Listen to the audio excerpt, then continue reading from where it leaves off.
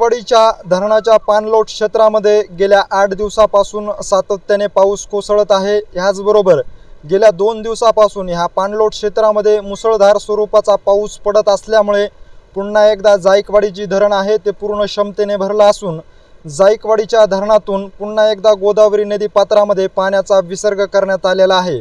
सध्या जायकवाडीच्या धरणाच्या 26 गेट मार्फत हा पाण्याचा विसर्ग गोदावरी नदी पात्रामध्ये करण्यात आलेला आहे। 1 लाख क्युसेस इतक्या वेगाने हा पाण्याचा विसर्ग सुरू असल्याचं जायकवाडीतील संबंधित अधिकाऱ्याकडून सांगण्यात आलेलं आहे।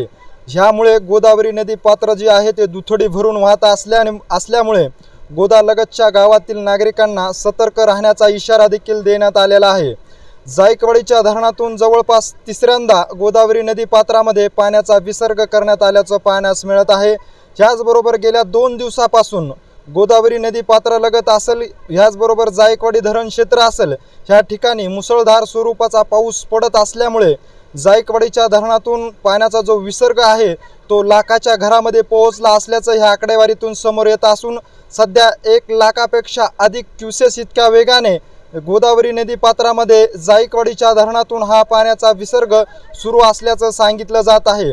जायकवाडीच्या धरण क्षेत्रामध्ये जर पावसाने पुन्हा एकदा जोरदार स्वरूपाची हजेरी लावण्यास सुरुवात केली तर जायकवाडीच्या धरणातून गोदावरी नदी पात्रामध्ये देखील पाण्याचा विसर्गामध्ये वाढ केली जाईल असं देखील सांगितलं जात आहे। त्यामुळे गोदालगत काठाजवळ जे नागरिक राहत आहेत त्या नागरिकांनी गोदावरीच्या ठिकाणी जाणे टाळावे, याचबरोबर सुरक्षित ठिकाणी राहावे असे आव्हान देखील प्रशासनाकडून सातत्याने केलं जात असल्याचं देखील सांगितलं जात आहे।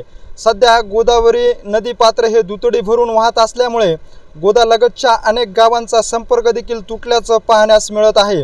जायकवाडी धरणाविषयीची अशीच माहिती जर तुम्हाला वेळोवेळी जाणून घ्यायची असेल आणि तुम्ही अजूनही आमच्या चॅनलला जर सबस्क्राईब केलं नसेल तर नक्की सबस्क्राईब करा। धन्यवाद।